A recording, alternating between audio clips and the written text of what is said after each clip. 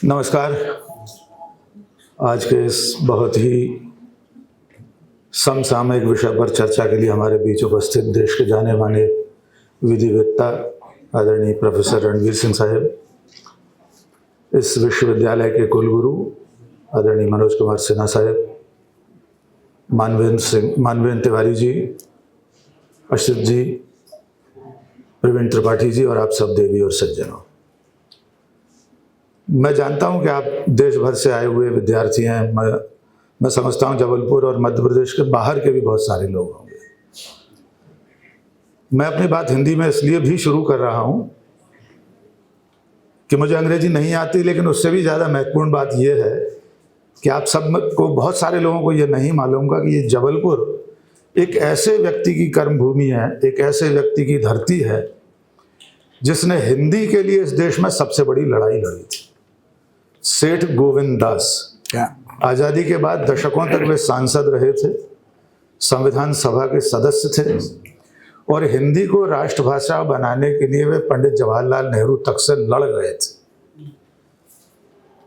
उन्होंने 1961 में खुद को मिला हुआ पद्म विभूषण जैसा खिताब वापस कर दिया था।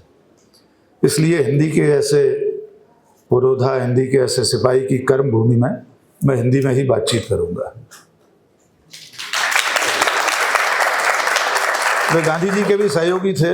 मैं भी गांधी मार्ग का एक पथिक हूँ। गांधी जी भी हिंदी के बहुत बड़े समर्थक थे। मध्य प्रदेश में इंदौर में वे 3 बार आए थे। वहाँ से उन्होंने हिंदी के प्रचार के लिए अपने बेटे सहित कई लोगों को दक्षिण में भेजा था। ये जबलपुर महारानी दुर्गावती की भी कर्म भूमि है। मुगलों से लोहा लेने वाली महारानी दुर्गावती। ये जबलपुर पंडित द्वारिका प्रसाद मिश्र, जो आधुनिक राजनीति के चाणक्य कहे जाते थे, ये उनकी भी कर्मभूमि है।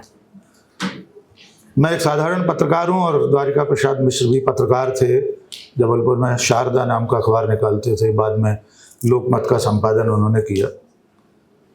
बड़ी समृद्ध विरासत है इस जबलपुर शहर की।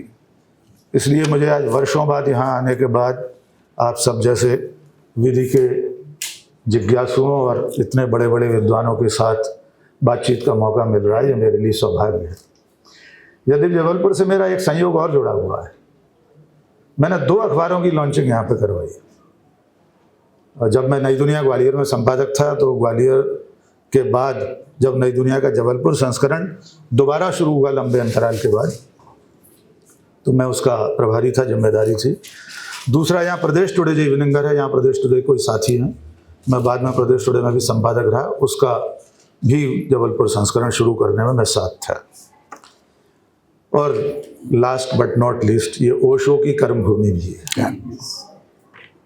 वे भी जब जबलपुर विश्वविद्यालय में आए और यहाँ से आगे बढ़ने के बाद ही वो वहाँ तक पहुँचे जहाँ उन्हें भगवान का दर्जा दिया गया। ये एक साधारण सी भूमिका है। लेकिन आज हम लोग जिस विषय में बातचीत करना शुरू कर रहे हैं, और शुरुआत ही मुझे करने को, बिस्मिल्लाह करने का मुझे मौका मिला है, तो मैं बातचीत यहाँ से शुरू करता हूँ कि इस दुनिया में मनुष्यता के विकास क्रम में हम जहाँ बैठे हैं, आज हम जिस विषय पर बात कर रहे हैं, एक देश एक चुनाव, एक राष्ट्र एक चुनाव, यहाँ तक पहुँचने में दुनिया ने बहुत लंबा सफ़र तय किया है। सदियों लगे हैं। ये जो लोकतंत्र की अवधारणा है, यहाँ तक पहुँचने में लोकतंत्र की जो आधारभूत धुरी है वो मतदाता है और चुनाव प्रक्रिया है। यहाँ तक पहुँचने में कितने साल, कितने दशक, कितनी सदियाँ लगी हैं, ये मनुष्यता का इतिहास बताता है। जब मनुष्य थोड़ा सा सभ्य हुआ, शिक्षित हुआ, उसने समूह में रहना शुरू किया, फिर कबीलों में रहना शुरू किया, कबीलों का कोई सरदार बना, धीरे धीरे कबीले मिलकर राज्य बने, फिर राजशाही शुरू हुई, राजा और सम्राट बने। इस पूरी प्रक्रिया में कहीं चुनने की प्रक्रिया नहीं थी कि कबीले के सरदार को चुनने के लिए कोई मतदान होता होगा कहीं कहीं, लेकिन सामान्य तौर पर जो सबसे बलशाली है, जो सबसे ताकतवर है, वो कबीले का सरदार है। और इसी तरह सर्वाइवल ऑफ द फिटेस्ट के चलते चलते सम्राट और राजा बनना शुरू हो गए।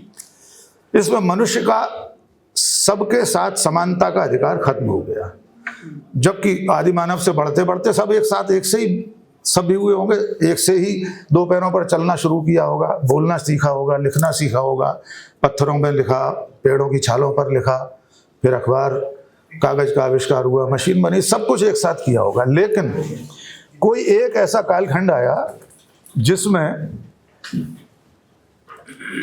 मैं स्वागत कर देता हूँ हमारे मित्र आदरणीय डॉक्टर के.जी. सुरेश जी हमारे बीच उपस्थित हैं। मैं डॉक्टर साहब आपकी इजाज़त से पहले बातचीत शुरू कर चुका था, कंटिन्यू करता हूँ। तो इस पूरे विकास क्रम में मनुष्य बराबर नहीं रहा। जिसके पास सत्ता थी वो शासक बन गया, जिसके पास बल था वो शासक बन गया। लेकिन फिर धीरे धीरे लोगों को लगा कि ऐसा कैसे हो सकता है कि एक व्यक्ति राजा है, उसके पास राजा के दैवी अधिकार का सिद्धांत है, principal of the divine right of the king. सदियों तक ये सब चलता रहा। फिर इंग्लैंड में सन 1215 में मैग्ना कार्टा में एक बार लोग इकट्ठे हुए। उन्होंने कहा हमारे भी कुछ अधिकार हैं, सिर्फ राजा का ही अधिकार नहीं है, सिर्फ राजा ही सब कुछ तय नहीं करेगा, हमारे भी कुछ अधिकार हैं। तो मानवता के विकास क्रम में वो पहली सीढ़ी है जहां नागरिकों ने अपने अधिकारों की बात की। मैग्ना कार्टा में उन्होंने कहा कि राजा के अधिकार होंगे लेकिन हमारे अपने भी कुछ अधिकार हैं, और उसे राजा ने स्वीकार किया। इंग्लैंड के, ग्रेट ब्रिटेन के सम्राट जॉन ने उसे मंजूरी दी। फिर कई सदियां बीत गईं, 1215 से लेकर फ्रांस की राज्य क्रांति तक फिर यह सब चलता रहा। राजशाही कायम रही पूरी दुनिया में। पूरी दुनिया में राजा थे, सम्राट थे, नागरिक वही दोयम दर्जे के थे। इसी बीच में इंग्लैंड ने पूरी दुनिया में राज कर दिया। आप सबने वो कहावत सुनी है कि ब्रिटिश साम्राज्य का सूरज अस्त नहीं होता था धरती पर। उसी समय अमेरिका, जिसमें अभी अभी चुनाव हुए हैं, मैंने बहुत विस्तार से लिखा है कि वो 250 साल बाद भी एक महिला को राष्ट्रपति नहीं चुन सका। नहीं, mindset they don't have the mindset. जी हाँ, नहीं बिल्कुल माइंडसेट नहीं उनका। Last election I was in USA जी, they said we don't want a lady president. बिल्कुल। तो आप सोचिए कि फ्रांस में राज्य क्रांति 1789 में हुई, लेकिन उस क्रांति के पीछे जितने कारण थे उसमें एक कारण ये था कि ब्रिटिश दासता से मुक्त होने के लिए अमरीकी लोग जो संघर्ष कर रहे थे, अपना स्वतंत्रता संग्राम लड़ रहे थे, उसमें लुई 16वें ने, फ्रांस के सम्राट ने अपनी सेना भेज दी। ये उसके लिए बूमरैंग हो गया, क्योंकि वहां जाकर अमेरिका तो आज़ाद हो गया 1776 में, पर जो फ्रांसीसी सैनिक गए थे वे स्वतंत्रता नाम का एक नया फल चक्कर आए, और अपने देश में जब लौट कर आए तो उन्होंने बताया स्वतंत्रता नाम की भी, आज़ादी नाम की कोई चीज़ होती, हम तो अमेरिका को आज़ाद करा कर आए और यहाँ लुई 15वां हमारे ऊपर राज कर रहा है।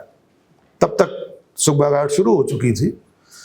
1789 की क्रांति से ठीक पहले, उसी समय राज्य क्रांति से कुछ दिन पहले, लोगों के बीच ये आकांक्षा बन रही थी कि हमारा एक संविधान होना चाहिए, हमारे अधिकार होना चाहिए। वहां भी वही था, लुई 14वां, लुई 15वां, लुई 16वां, principle of the divine right of the king, राजा का दैवीय अधिकार का सिद्धांत। उसे देवताओं ने, ईश्वर ने बनाया है, देवताओं ने उसे निर्मित किया। सम्राट इसलिए उसकी इच्छा ही सर्वोपरि है, वो जो कानून बनाएगा वो अंतिम है। लेकिन जब क्रांति शुरू हुई तो उस वक्त फ्रांस में 3 तरह के एस्टेट थे, 3 समूह थे, जिसको ऐसा कह सकते हैं हम। पादरी थे, कुलीन लोग थे और आम लोग थे। तो एक दिन एक बैठक हो रही थी वहाँ पार्लियामेंट में उनकी, सब लोग एक साथ बैठे थे। आम लोग उन दोनों वर्गों से अलग अपनी बात रख रहे थे कि हमारी भी बात सुनो, हमको अधिकार दो, टैक्स कम करो। ये बात बढ़ते बढ़ते यहाँ तक पहुँची कि पादरियों और कुलीनों ने आम जनता को निष्कासित कर दिया। वो जो उनका असेंबली भवन था उससे बाहर निकल आए। बाहर निकल के पास में एक टेनिस कोर्ट था, वहाँ जाकर बैठ गए।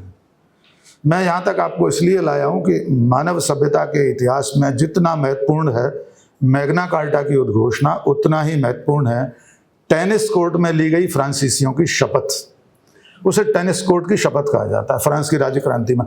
इनमें से बहुत सारी चीज़ें आप जानते होंगे, मैं सिर्फ एक सूत्र लेकर आगे बढ़ रहा हूँ।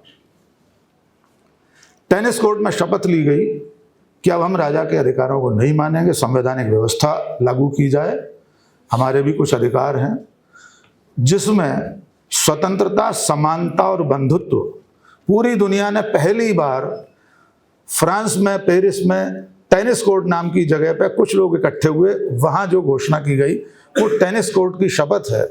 वहाँ से चलते चलते फ्रांस की राज्य क्रांति हुई, लुई सेल्वा अपदस्थ हुआ, नेपोलियन बोनापार्ट आया, फिर वो लंबी कहानी।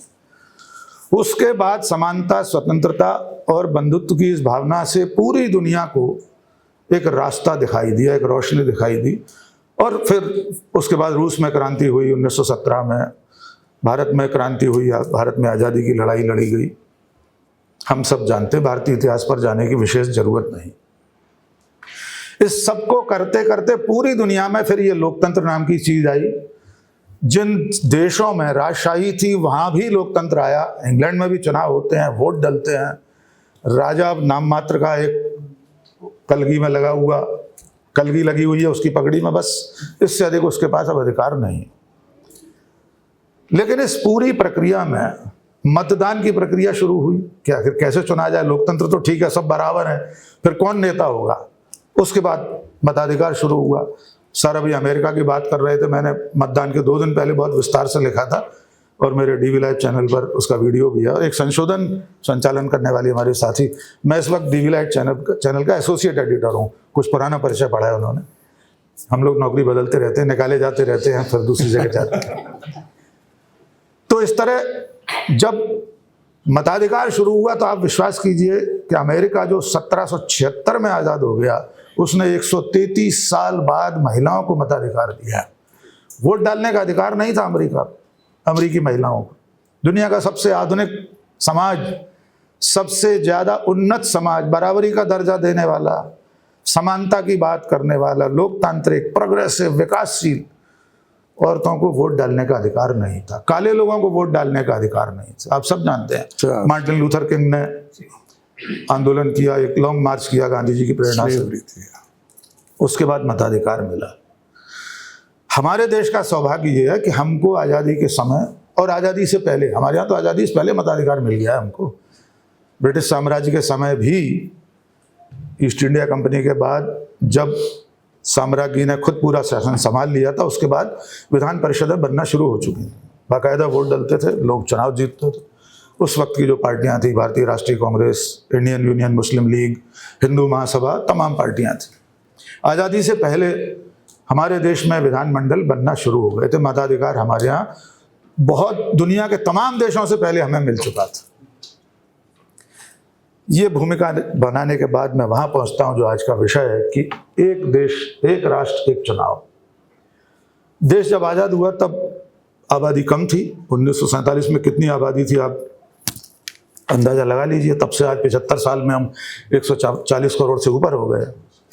तब एक साथ चुनाव होते थे। 1968 तक देश में विधानसभा और लोकसभा के चुनाव एक साथ होते रहे। लेकिन जैसा कि कहा जाता है कि सत्ता अपने साथ विकृतियां लेकर आती है, चाहे वो कोई भी पार्टी हो, कोई भी नेता हो। केंद्र में बैठी ताकतों ने राज्यों की सरकारों को बाधित करना शुरू किया और पहली बार केरल की कम्युनिस्ट सरकार को बर्खास्त किया गया।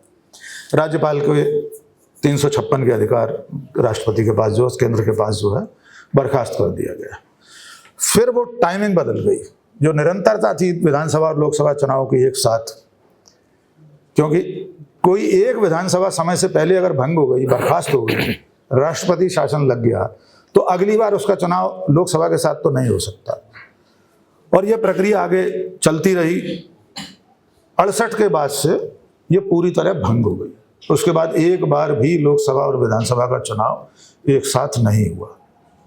और ये जो लोकतंत्र है, ये लोगों को गिनने की प्रक्रिया है। कि मतदान जो है लोगों को गिनने की है। कल अल्लामा इकबाल का जन्मदिन था। उन्होंने कहा, जमहूरियत एक तर्ज हुकूमत के जिसमें, जमहूरियत एक तर्ज हुकूमत के जिसमें बंदों को गिना करते हैं, तौला नहीं करते। तो गिन गिन कर ही कि कौन किसके साथ जाता है। अभी यहाँ मतदान हुआ, अभी अशद सर ने मतदान कराया कि कौन इसके पक्ष में है, कौन विपक्ष में है। Fair election. अब हाँ, अभी तक तो यहाँ तो फेयर ही है, क्योंकि यहाँ पे कोई केंद्रीय चुनाव आयोग नहीं है जैसा इस वक्त अपने यहाँ है। तो इस तरह से जब ये चीज़ें अलग अलग होने लगी तब आज कुछ दशक पहले ये प्रक्रिया शुरू हुई कि एक बार फिर से उसको किया जाए। तो एक विधि आयोग बना, जस्टिस पीवी जीवन रेड्डी, उनके आयोग ने सिफारिश की एक बार फिर से एक देश एक चुनाव हो, एक साथ चुनाव कराए जाए। विधि आयोग की सिफारिश केंद्र सरकार के पास है, चुनाव आयोग ने अपनी राय दी है। फिर अभी हाल ही में इस सरकार ने, पिछले कार्यकाल में एनडीए सरकार ने, माननीय प्रधानमंत्री जी ने भूतपूर्व राष्ट्रपति रामनाथ कोविंद की अध्यक्षता में एक समिति बनाई और रायशुमारी की। 22,158 कुछ लोगों ने उसमें अपना मत दिया। 80% लोगों ने, जो सरकारी रिपोर्ट है ये बताती है, उन्होंने कहा कि एक देश एक चुनाव होना चाहिए। लेकिन अब आते हैं असली विषय में कि क्या सचमुच में ये संभव है। ये विचार जितना श्रेष्ठ है उतना ही इसका क्रियान्वयन, इसका पालन कठिन है, थोड़ा दुष्कर भी है। राजनीतिक दल, उसके जो मोटे कारण बताए जाते हैं, जो देश को बताया जाता है, पीछे मंशा क्या है उस पर मैं बाद में आऊँगा, सबसे आखिर में। सामने ये बताया जाता है कि देखिए बहुत खर्चा होता है, अलग अलग चुनाव होते हैं, मशीनरी बहुत लगती है, पैरामिलिट्री फोर्स लगता है, पैसा बर्बाद होता है, विकास कार्य रुक जाते हैं क्योंकि बार बार आचार संहिता लगती है, मॉडल कोड ऑफ कंडक्ट। ये उसकी मूल अवधारणा है कि क्यों एक साथ कराना चाहते हैं। प्रकट रूप में तो बहुत अच्छा लगता है, ये बड़ी अच्छी बात है, पैसा कम खर्च होना चाहिए, एक बार में चुनाव हो जाए, बाकी 5 साल काम करते रहे सरकारें, जो भी राज्यों में बन जाए। लेकिन अब इस विचार के क्रियान्वयन के साथ जो बाकी के किंतु परंतु हैं, अगर मगर हैं, आदि इत्यादि हैं, एक लोकतांत्रिक समाज में उन सब पर विचार करना चाहिए। हम सब लोगों को इसीलिए तो वोट डालने का अधिकार दिया है कि हम असहमत हो सकें, चाहे वो सरकार हो, चाहे न्यायालय हो। हम लोग तो सुप्रीम कोर्ट के फैसलों की आलोचना कर रहे हैं, पिछले 7 दिनों से चली रही है। ऐसे मुंसिफ क्या करेंगे हक अदा इंसाफ का, ऐसे मुंसिफ क्या करेंगे हक अदा इंसाफ का, कातिलों के साथ जो हमदर्दियां करते रहे। इस वक्त भी ऐसा हुआ है कि जिन्हें जमहूरियत का कातिल कहा गया, लोकतंत्र का हत्यारा कहा गया, देश की सबसे बड़ी अदालत से उन्हें सजा नहीं दी गई, चंडीगढ़ के अनिल मसीह को। तो कुल मिलाकर जब इसका क्रियान्वयन करना होगा तो कौन कौन सी व्यावहारिक परेशानी होंगी। अच्छा सर, समय का मैं ध्यान रखूंगा, थोड़ा 2-3 मिनट ज़्यादा हो रहा है, अब मैं करता हूँ इसको। व्यावहारिक परेशानी क्या है? पहली परेशानी तो ये है कि इस देश के मानस में अलग अलग तरीके की आकांक्षाएं, अपेक्षाएं, अभिलाषाएं लोगों से, नेताओं से, राजनीतिक दलों से और सरकारों से होती हैं। वे स्थानीय स्तर पर हों, राज्य स्तर पर हों और केंद्रीय स्तर पर हों, यानी देश के स्तर पर। तीनों में अंतर होता है। आप जो अपेक्षा अपने पार्षद से रखते हैं वो विधायक से नहीं रखते। जो उम्मीदें आप विधायक से पालते हैं वो सांसद से नहीं रखते। जो सांसद से रखते हैं वो अपने केंद्रीय मंत्री से नहीं रखते, मुख्यमंत्री या प्रधानमंत्री से नहीं रखते। ये अलग अलग चरण हैं। तो एक तो जब एक साथ चुनाव होगा तो जनता, मतदाता क्या सोचकर वोट करेगी। जब एक साथ चुनाव होगा तो केंद्र के मसले इतने हावी हो जाएंगे, राष्ट्र के विषय कि जो प्रादेशिक आकांक्षाएं हैं, लोगों के सपने हैं, या आपके शहर के, प्रदेश से भी नीचे जा रहा हूं, वे एड्रेस नहीं हो पाएंगे, उन पर बात नहीं होगी। दूसरी व्यावहारिक परेशानी, लगातार बीच बीच में चुनाव होते रहते हैं। अभी लोकसभा चुनाव खत्म हुआ, बीच में विधानसभा आ जाएगा। तो जो लोग 5 साल के लिए चुनकर आपसे विदा लेकर दिल्ली चले जाते हैं या भोपाल, जयपुर, लखनऊ चले जाते हैं, वे फिर 5 साल बाद ही आएंगे। आपके साथ उनका सतत संवाद टूट जाएगा। लगातार बीच बीच में अगर चुनाव होते रहते हैं तो आप अपनी बात उनसे कह पाते हैं, वे आपकी बात सुनते हैं, आपकी योजनाएं, आपकी जो भी ज़रूरतें हैं क्षेत्रीय, उन पर बात होती है। ये संवाद खत्म हो जाएगा, बहुत कम हो जाएगा, कम से कमतर होता चला जाएगा अगर सिर्फ 5 साल में एक बार चुनाव हुआ तो। दूसरी बात, एक केंद्रीय नेतृत्व, जिस देश का प्रधानमंत्री केंद्रीय सत्ता में है, स्वाभाविक है उसका ब्रांड, उसकी ब्रांड इमेज बाकी किसी भी दल के नेता से बड़ी होगी, चाहे कोई प्रधानमंत्री रहा हो। कोई व्यक्ति लगातार 3 बार प्रधानमंत्री है, 2 बार है या 3 बार रह चुका है, उसके सामने विपक्ष का कोई नेता वो राष्ट्रीय छवि नहीं बना सकता और उसे बनाने में समय लगेगा। हम अपने देश में भी देख रहे हैं इस वक्त, और दुनिया के तमाम देशों में ऐसा होता है। तो जब एक साथ पूरे चुनाव होंगे तो किसी एक ब्रांड के नाम पर पूरा चुनाव हो सकता है। तब जो प्रदेश के आपके ब्रांड हैं, आपके राज्यों के जो नेता हैं, उनकी तरफ किसी का ध्यान नहीं जाएगा। उनकी वो हैसियत, उनका कद वैसा रहेगा ही नहीं, क्योंकि नीतियां केंद्र की चर्चा में होंगी, विषय केंद्र का होगा, नेता सबसे बड़ा सामने होगा, तो आपके क्षेत्र का, प्रदेश का नेता उसके सामने कहीं टिकेगा नहीं। इससे जनता का नुकसान हो सकता है। तीसरी बात, अक्सर खर्चे की बात कही जाती है। तो हमारे देश में खर्चा तो ऐसा है कि 16 लाख करोड़ पिछले 10 साल में बड़े बड़े धन्ना सेठों के बैंकों से कर्ज के माफ कर दिए गए। तो चुनाव खर्च के लिए इतना चिंतित क्यों हैं आप? 5 साल में अगर एक बार केंद्र का, एक बार विधानसभा का चुनाव होगा तो क्या बहुत बड़ा आसमान टूट पड़ेगा? दूसरी बात, जो माननीय भूतपूर्व राष्ट्रपति रामनाथ कोविंद जी ने जो प्रस्ताव रखा है, उसमें उनकी कमेटी ने कहा है कि लोकसभा और विधानसभाओं के चुनाव एक साथ होंगे, उसके 100 दिन के अंदर स्थानीय निकायों के चुनाव होना है, यानी नगर निगम, नगर पालिकाएं, महानगर पालिकाएं। तो ये वैसे भी एक साथ चुनाव नहीं हुआ। जो लोकल बॉडीज हैं वो भी उतना ही महत्वपूर्ण काम करती हैं। बहुत सारे मुंबई जैसे महानगर की जो महानगर नगर पालिका, वो छोटे मोटे यूरोप के देश से बड़ा उसका बजट है। तो आप एक साथ चुनाव करते समय भी ये जो 100 दिन का अंतराल रख रहे हैं, ये भी तार्किक नहीं है। अब आते हैं इसके वैधानिक पक्ष पर। आप सब लोग विधिवेत्ता हैं सर, इतने बड़े विद्वान हैं। इसमें जो मुगल परेशानी आने वाली है वो आएगी संविधान संशोधन की। एक साथ किसी भी दिन हमारा केंद्रीय निर्वाचन आयोग ये घोषणा कर दे कि 2029 में एक देश एक चुनाव होगा, सारी विधानसभाओं के लोकसभा का चुनाव एक साथ होगा, तो किसी भी सूरत में नहीं हो सकता। 2029 में जब लोकसभा चुनाव होंगे तो इस देश की 17 विधानसभाओं का कार्यकाल बाकी होगा। क्या करेंगे आप? उनका भंग कर देंगे। दूसरी बात, मैं संवैधानिक जो संशोधन उस पर बाद में आना चाह रहा हूँ, थोड़ा सा राजनीतिक चुनौतियाँ उसकी जो हैं उस पर आता हूँ। पिछले 10 साल में और उससे पहले के 60 साल में बहुत स्पष्ट, मैं किसी पार्टी और दल की बात नहीं कर रहा हूँ, किसी नेता की बात नहीं कर रहा, कितने ऐसे अवसर आए हैं जो चुनी हुई विधानसभाओं को भंग करने के हैं। हमारा आधुनिक भारतीय इतिहास चुनी हुई विधानसभाओं को, राज्य सरकारों को येन केन प्रकारेण किसी न किसी बहाने से बर्खास्त करने से रंगा हुआ है। 1992 में बाबरी मस्जिद के विध्वंस के बाद लॉ एंड ऑर्डर के कारण राज्यों में कानून व्यवस्था की स्थिति बिगड़ी, इसलिए राष्ट्रपति शासन लगा। पिछले 10 साल से किसी की राजनीतिक स्थिति बदली, इसलिए सरकारों को खरीद फरोख्त करके गिराया गया। हम जहां बैठे हैं यहीं 2020 में सरकार गिरी।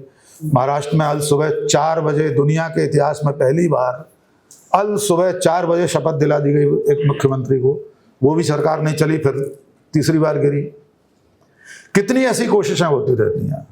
आज जो सत्ता में उन्होंने किया, कल कोई और सत्ता में होगा, वो भी अगर यही करेगा तो राज्यों की विधानसभाओं का कार्यकाल तो कभी भी नियमित रूप से समाप्त नहीं हो सकेगा, कि उन्हें जितने दिनों के लिए जनता ने चुना, ये यद्यपि जनता का अपमान भी है, ये जनादेश की अवहेलना है चुनी हुई सरकारों को इस तरह गिराना, और उन जनप्रतिनिधियों के लिए भी शर्म की बात है जिन्हें जनता ने एक पार्टी के प्रत्याशी के रूप में चुना था, 3 महीने बाद वे दूसरी पार्टी के प्रत्याशी के रूप में चुनाव लड़ने आ गए।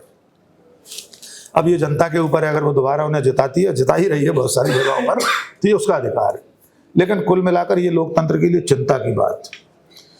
अब मैं जो संवैधानिक प्रावधानों की बात कर रहा था, संविधान संशोधन की बात कर रहा था, कई ऐसे प्रावधान हैं जिन्हें बदले बिना आप एक देश एक चुनाव नहीं कर सकते, जिसमें लोकसभा का कार्यकाल है, विधानसभा का कार्यकाल है। अनुच्छेद 83 में लोकसभा के लिए उसका कार्यकाल निर्धारित है, 172 में विधानसभाओं का है। सत्र बुलाने के लिए 85 और 174 है कि कब कब सत्र बुलाया जा सकता है। 356 में राज्यों की विधानसभाओं को भंग करने का अधिकार। ये सबसे बड़ा औजार जो 75 साल से इस्तेमाल कर रही हैं सरकारें, कोई भी रहा हो, नेहरू काल से अब तक। क्या करेंगे आप इन चारों अनुच्छेदों के संविधान में संशोधन करने के लिए? इसके लिए सबसे पहले आपको लोकसभा में बहुमत चाहिए, 362 सीटें चाहिए, जो भी सत्ता में बैठा हो। राज्यसभा में बहुमत चाहिए संविधान संशोधन के लिए, अभी 298 करीब हैं एनडीए के पास, 362 सीटें चाहिए। राज्यसभा में भी चाहिए, 50% से ज़्यादा विधानसभाओं की स्वीकृति चाहिए। इन संविधान संशोधनों के बिना एक देश एक चुनाव संभव नहीं है। अब आते हैं एक और व्यावहारिक पक्ष पर। अक्सर कहा जाता है कि प्रशासनिक मशीनरी को काम करने का मौका मिलेगा, 5 साल फ्री रहेगी, आचार संहिता बार बार नहीं लगेगी तो विकास कार्य नहीं रुकेंगे। यही असली व्यावहारिक प्रश्न है कि क्या पूरे देश में एक साथ चुनाव कराने के लिए हमारे पास इतनी प्रशासनिक मशीनरी है? क्या इतने कर्मचारी हैं, कितने अधिकारी हैं? क्या एक साथ इतने मतदान केंद्र बन पाएंगे? क्या इतनी ईवीएम मशीनें हैं? आज की तारीख में जितनी ईवीएम मशीन देश के पास हैं उससे 40 लाख ईवीएम अधिक चाहिए, वीवीपैट चाहिए, तब आप चुनाव करा पाएंगे। इतनी सारी मशीनों को रखेंगे कहाँ? इनका भंडारण कैसे होगा? इनका संधारण मेंटेनेंस कैसे होगा? हर 15 साल में एक सामान्य नियम है, ईवीएम मशीन बदली जाती हैं। 40 लाख मशीन्स अभी से अतिरिक्त चाहिए। कहाँ से लाएंगे, कहाँ रखेंगे, कैसे मेंटेन करेंगे? हमारे देश की एक और व्यावहारिक परेशानी दुनिया के तमाम देशों में है, मैं अभी उस पर आऊँगा कहाँ कहाँ है और किन लोगों ने एक देश एक चुनाव करके नमस्ते कर लिया है। हमारा देश दुनिया के तमाम देशों से इतना बड़ा है, महाद्वीप है, देश थोड़ी है भारत, छोटा मोटा महाद्वीप है। हमारे देश की भौगोलिक परिस्थितियां, जलवायु कितना अलग अलग है, कश्मीर से कन्याकुमारी तक, अटक से कटक तक, पूरब से पश्चिम, उत्तर से दक्षिण। अभी इस 2 महीने पहले 4 राज्यों के एक साथ विधानसभा चुनाव नहीं कराए जा सके, मौसम के बहाने से, त्योहारों के बहाने से कि महाराष्ट्र में कोई त्यौहार हैं, और तो और अभी जो उपचुनाव होने वाले हैं उनमें उत्तर प्रदेश, केरल और पंजाब की विधानसभा चुनाव की मतदान की तारीखें बढ़ा दी चुनाव आयोग ने। क्या उनको नहीं मालूम था त्यौहार आने वाले? छठ का त्यौहार बिहार में है। एक IFS है पवन वर्मा, सांसद रहे, उन्होंने फोन किया, चिट्ठी लिखी, चुनाव आयोग से बात की कि बिहार में छठ का त्यौहार है। उस समय उन्होंने मना कर दिया कि नहीं, अब नहीं बदला जा सकता, और उस फोन के तीसरे दिन उन्होंने तारीखें बदल दी।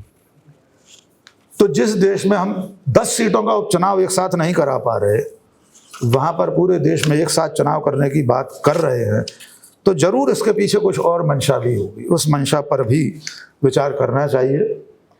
मैं इसका समर्थक हूं कि एक देश एक चुनाव हो, लेकिन उसके पीछे मंशा अगर कुछ और है, उसके पीछे मंशा अगर किसी एक तंत्र की तरफ बढ़ने की है, जैसे मैं आपसे कह रहा था कि कई देशों में, Brazil, Bolivia, Philippines, Cambodia, Costa Rica, Guatemala, छोटे छोटे देश हैं, पर इन देशों में अध्यक्षीय प्रणाली है, राष्ट्रपति प्रणाली है, वहाँ होता है।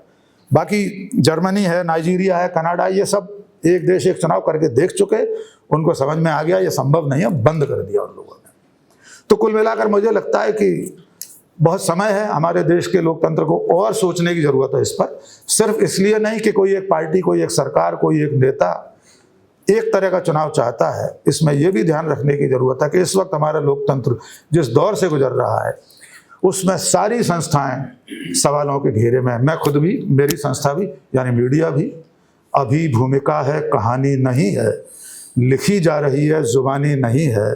कहाँ जाएगी पालकी राम जाने, कहारों की आंखों में पानी नहीं है। क्या बात। इस लोकतंत्र के जो 4 कहार हैं, उन चारों कहारों की आंखों का पानी मर गया है, न्यायपालिका, कार्यपालिका, व्यवस्थापिका और खबरपालिका। इसलिए ये संविधान और लोकतंत्र खतरे में है।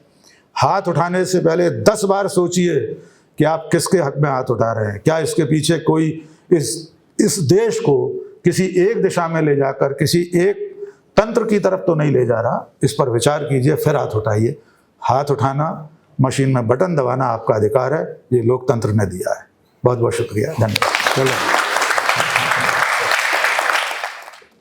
Professor Dr. K.G. Suresh sir is a former Vice Chancellor of Makhanlal Chaturvedi National University of Journalism and Communication. He was also the founder Dean of the UPS.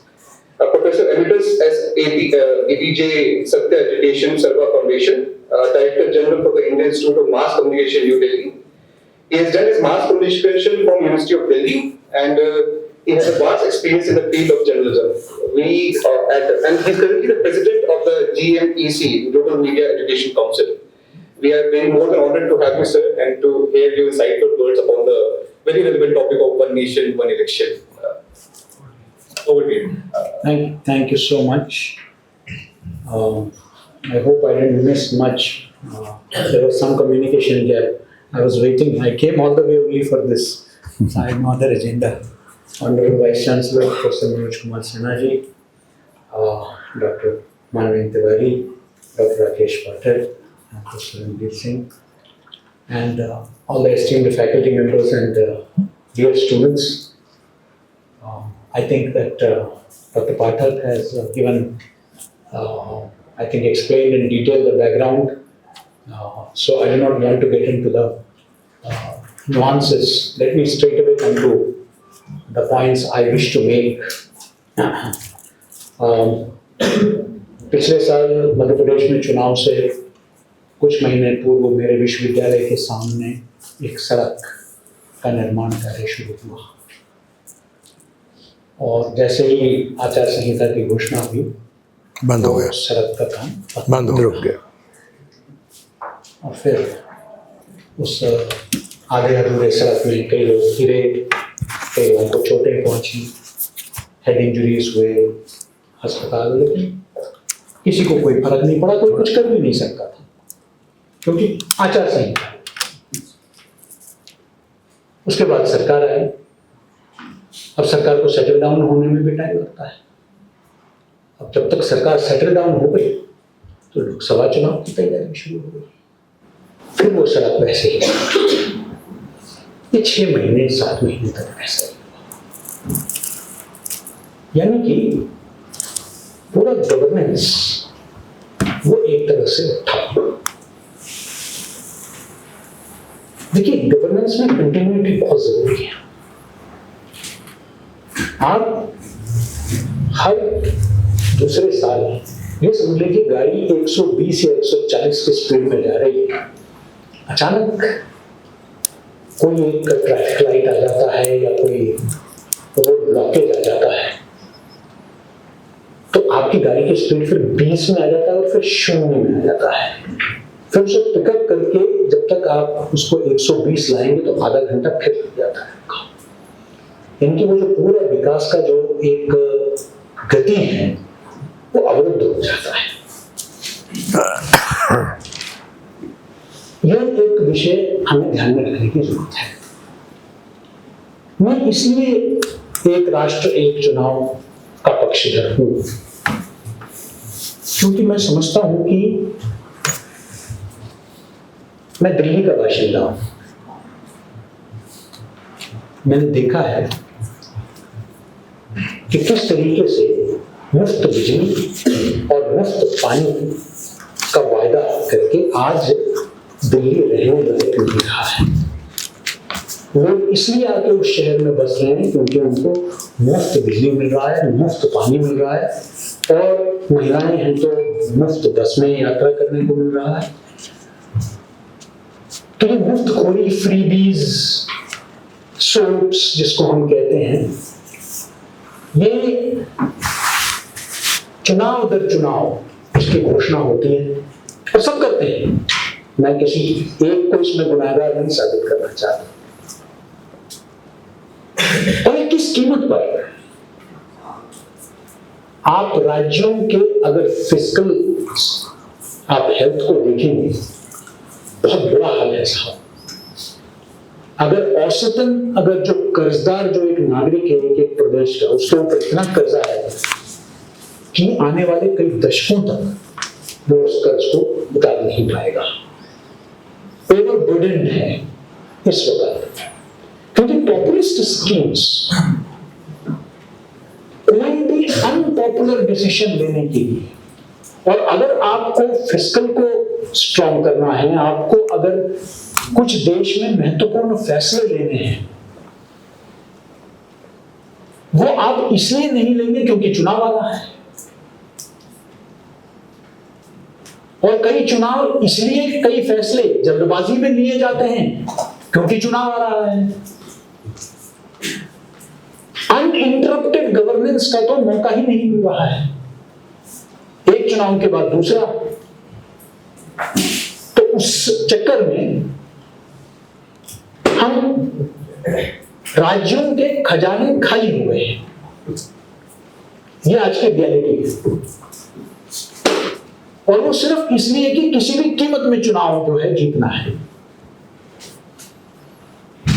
एक बार का चुनाव है, आपने घोषणा कर दी, उसमें जो घोषणा हो गई उसके अनुसार आपने कर दी, फिर आपको पता है 5 साल बाद है। यहां ऐसा नहीं है, हर एक साल में, हर दूसरे साल में, हर 6 महीने में चुनाव पे चुनाव, चुनाव पे चुनाव। तो जो पॉपुलिज्म है, इससे अगर बचना है, और अनपॉपुलर डिसीजंस भी एक राज्य को लेना पड़ता है। लोकतंत्र का मतलब ये नहीं है कि आप सिर्फ लोकप्रिय निर्णय ही लें, कुछ कठिन निर्णय भी लेने की जरूरत है, लेकिन वो इसलिए नहीं लिया जाता है कि कहीं चुनाव आ गया, कहीं वो बरादरी कहीं नाराज ना हो जाए, कहीं ये बरादरी नाराज ना हो जाए, इसको कैसे खुश किया जाए, उसको कैसे खुश किया जाए, इस तरह फैसले लिए जा रहे हैं। थोड़ा मैं ये खर्चे वर्चे की जो बात है वो तो पाठक साहब ने बड़े विस्तार से रखा है। 60,000 करोड़ औसतन माना जाता है कि लगभग 50-60,000 करोड़ खर्चा होता है।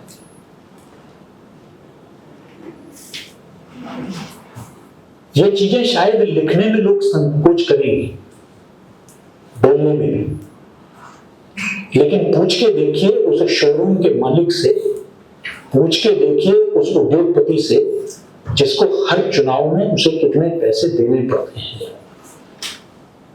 हर चुनाव के साथ उस पर कितना दबाव बनता है कि भाई इस चुनाव का खर्चा निकालना है।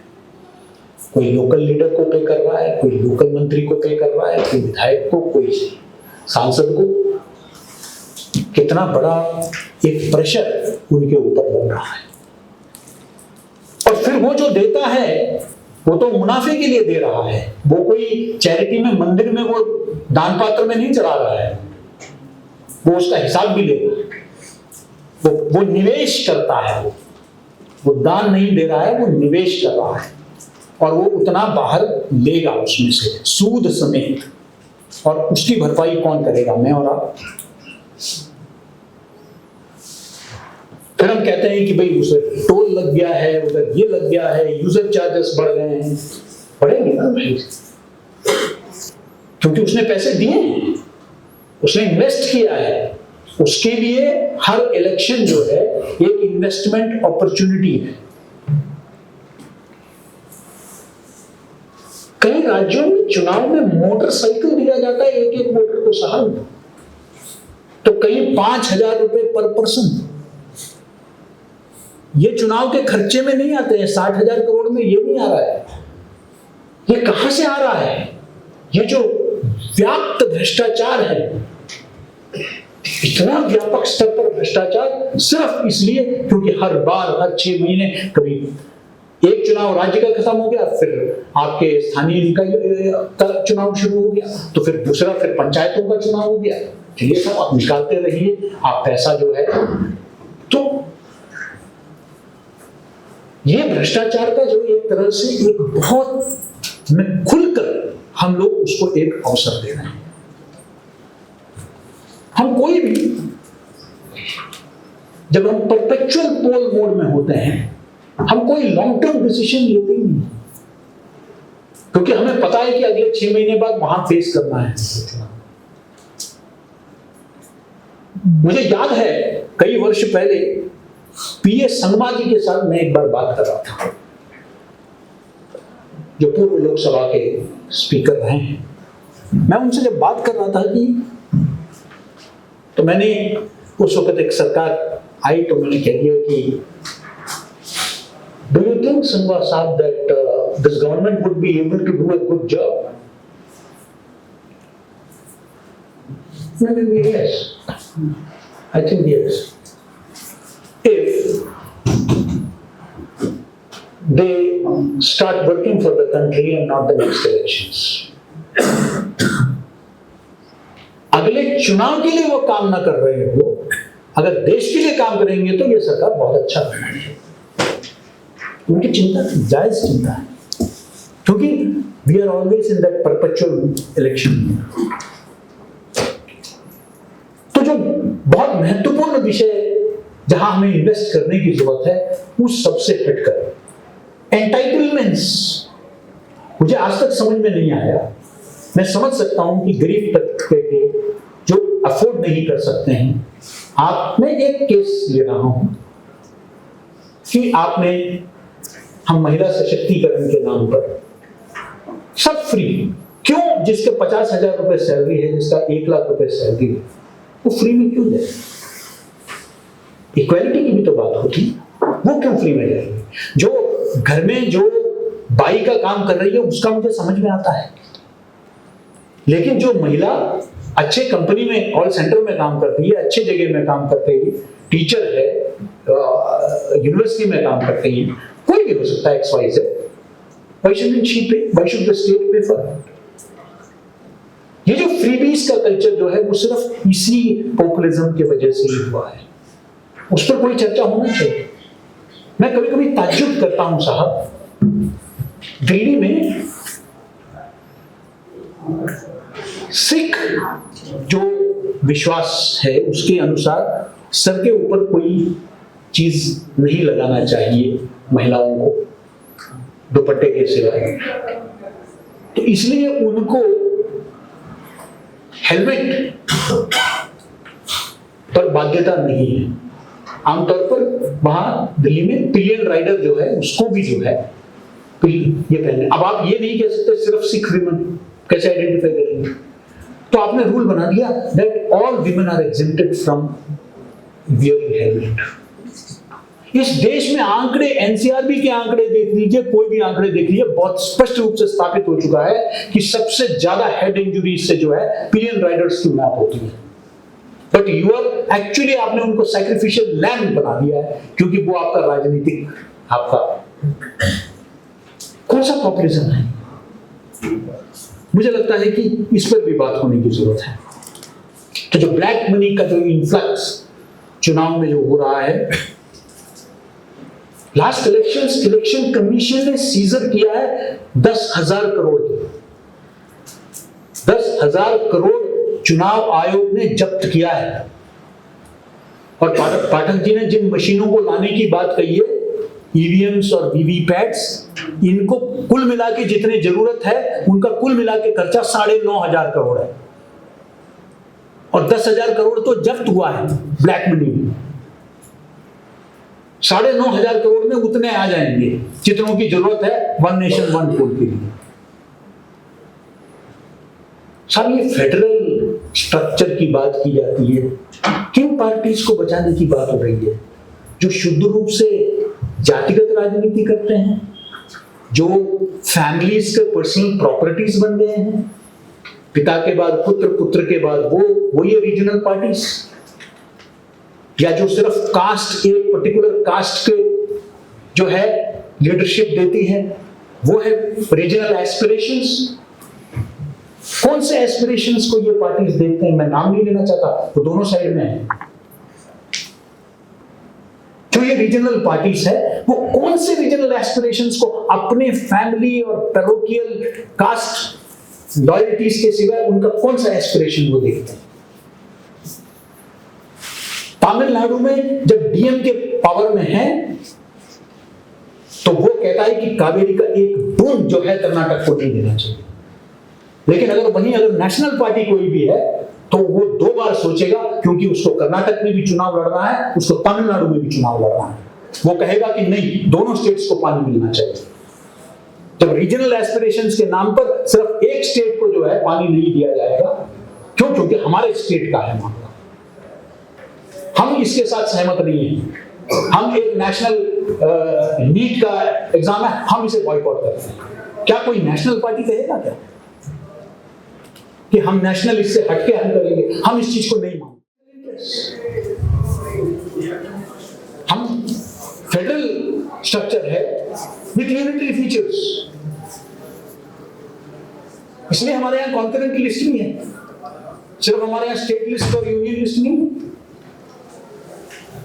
तो इसलिए हम इसको देखें कि हम रीजनल एस्पिरेशंस की बात करें तो वो सिर्फ उन पार्टीज को जो कुछ डिस्ट्रिक्ट्स तक सीमित है, जिनकी रीच सिर्फ कुछ विशेष कम्युनिटीज तक सीमित है, या जो सिर्फ शुद्ध रूप से फैमिली ओन्ड प्रोप्राइटरी शॉप्स हैं, हम उनकी बात कर रहे हैं। मैं मानता हूं इसमें कि आसान नहीं है, कहते हैं बहुत कठिन है डगरपन कठिन, संशोधन की आवश्यकता है और शायद इतना आसान नहीं है जितना कहा जा रहा है। लेकिन आसान तो कुछ भी नहीं है। आसान तो मंगल में जाना भी नहीं है, चंद्र में पहुंचना भी नहीं है, चंद्रयान तैयार करना भी नहीं था। और मुझे इस देश में याद है जब राजीव गांधी साहब कंप्यूटर्स के बारे में बोलते थे तो लोग मजाक उड़ाते थे और कहते थे कि इससे तो नौकरियां छिन जाएगी। आज पूरे दुनिया में कंप्यूटर्स में चाहे सॉफ्टवेयर और हार्डवेयर है, भारत का नेतृत्व है। तो कोई भी चीज को अगर हम लॉन्ग टर्म सोचेंगे तो उस वक्त बहुत एप्रीहेंशंस, कई कॉन्स्पिरेसी थ्योरीज, लोगों ने प्रदर्शन किया था नौकरियां खत्म हो जाएंगी कंप्यूटर के आने में। पुराने लोग याद रखेंगे। लेकिन क्या हुआ? आज सबसे ज्यादा नौकरी आज आपका जो है कंप्यूटर के क्षेत्र में होता है। तो इसलिए मुझे नहीं लगता है कि हमें इन एप्रीहेंशंस के बेसिस पर कि कोई जो है 25 साल का एजेंडा, भाई जिनका जो है कितने दिन कौन रहेगा, ये हमने देखा है कितना इस देश में पॉलिटिक्स और इस देश की जनता का एक विवेक। हम ये जो कह रहे हैं कि साइमल्टेनियस इलेक्शन से वो नहीं डिसाइड कर पाएंगे, हमारे देश की वो जनता है। मैं जानता हूं कि हमारे यहाँ, मैं अगेन फिर दिल्ली का एग्जांपल देता हूं क्योंकि मेरा लोकल रेफरेंस पॉइंट है।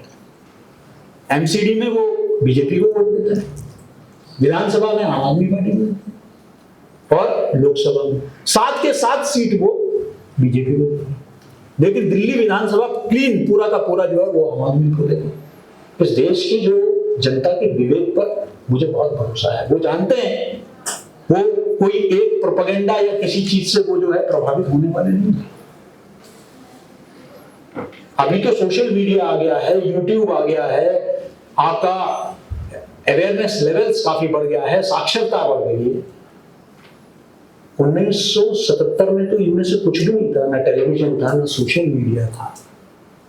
आपातकाल के बाद इस देश के आवाम ने इतना बड़ा फैसला ले लिया। तो इसलिए मैं समझता हूं कि इस देश के आवाम के विवेक पर प्रश्न चिन्ह हमको नहीं खड़ा करना चाहिए। वो जानते हैं उनके लिए क्या सही है, उनको स्थानीय इकाई पर किसको चाहिए, उनको प्रदेश में कौन चाहिए और उनको देश में कौन चाहिए। ऐसे कई अनुभव हमारे देख चुके हैं। मैं हाल ही में उदाहरण आपको देता हूं कि अभी तक तो इस बार तो खैर बदलाव हुआ, लेकिन उड़ीसा में तो हमेशा से जो है लोकसभा चुनाव के साथ ही होते थे। स्टेट के चुनाव में वो पूरा सपोर्ट देते थे, वहां की पब्लिक जो है नवीन बाबू को देते थे।